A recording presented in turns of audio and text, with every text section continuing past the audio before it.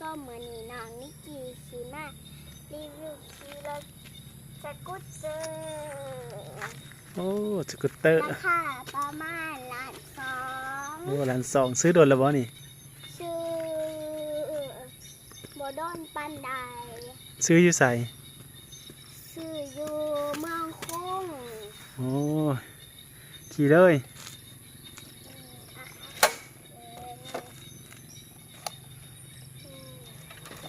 โอ้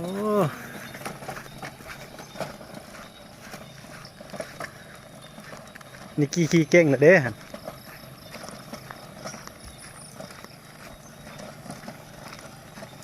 ซากไฟบ่จังขี่ไปได้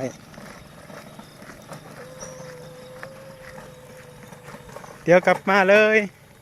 ผมกลับมาเลย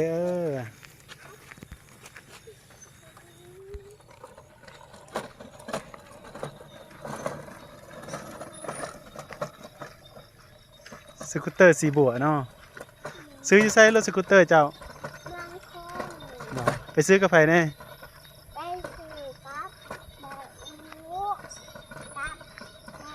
กับบ่ขี่กลับมาเลย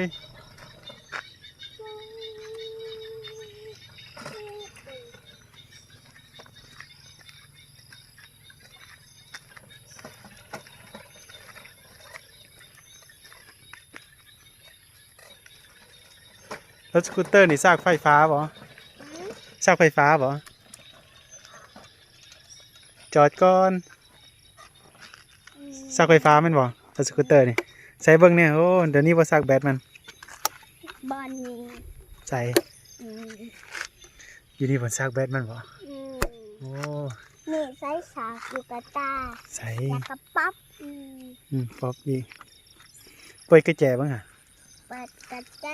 มันกระสิเต้นสีเขียวเปิดไพ่ก่อนนี่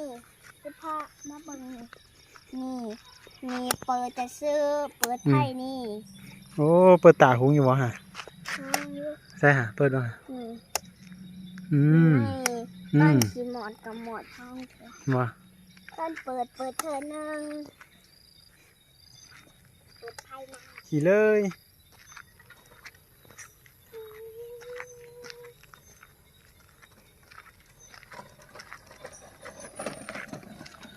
ไปเลยโอ้โหปลาเนี่ย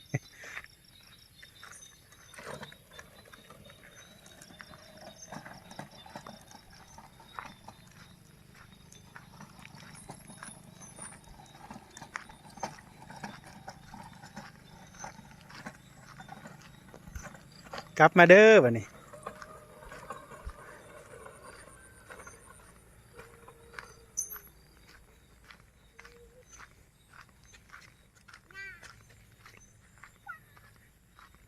มาบัดนี้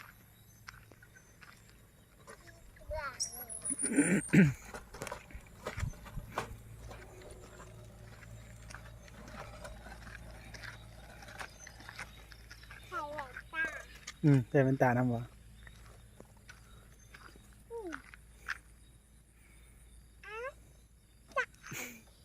เสียนหุงอยู่บ่ล่ะเห็น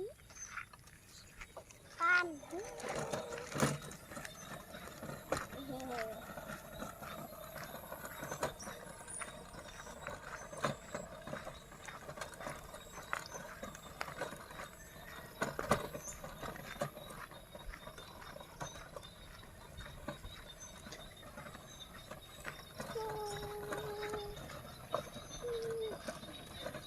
เดี๋ยวมาพี่เน่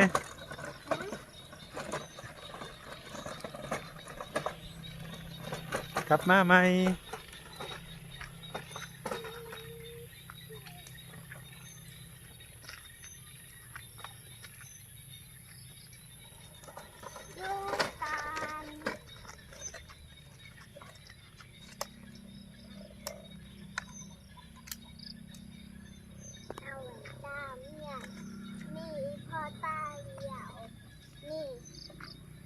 ใช่มีตะเลียวน้ำบ่เปิดบังหาตะเลียวนี่เปิดบังหามันสิหุงบ่ตา ข้างนี้เหมือนโอ้ตะเหลียวก็มีเนาะขี่ไปเลย นี่แก โอ้มีแกะเองโอ้พ่อบ่ นี่จ้ะ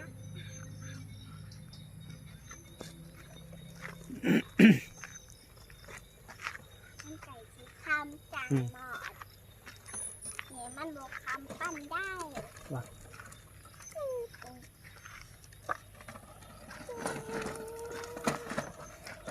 พ่อตีบอกลาท่านผู้ชมหน่อย หมาด บอกลาท่าน ไป ผู้ชม หาเทียนกัน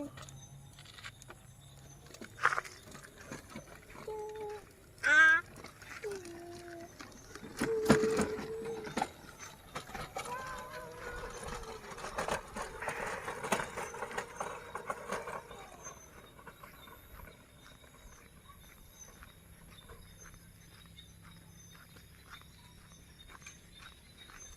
พอแล้วยึดก้อนเหมือน บ๊ายบาย